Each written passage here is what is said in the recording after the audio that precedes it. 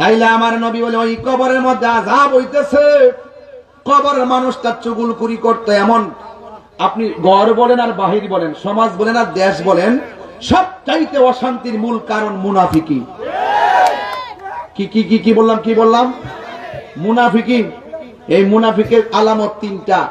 কথা বললে সে মিথ্যা বলবে, ওয়াদা করলে খেলাপ করবে, ইজা তুমিনা খানা, তার কাছে আমানত রাখলে আমানতের খিয়ানত করবে। তাহলে আমরা কি আজকে থেকে মুনাফিকি করব? কারো বিরুদ্ধে কথা বলবো এবং গোপনে কারো সমালোচনা করব, মোবাইলের মাধ্যমে মিথ্যা কথা বলবো? তাইলে কেউ আমানত দিলে কি খিয়ানত করব? এবং কথা বললে, ওয়াদা করলে কি ভঙ্গ করব? আল্লাহ বলছেন ওয়ালা তুসাল্লি আলা আহাদিন মিনহুম মাতা আবাদা। আল্লাহ বলছেন ও বন্ধু, আপনি মুনাফিকদের কবরের কাছেও যাবেন না। ও না, ওয়ালা ও তারা মারা গেলে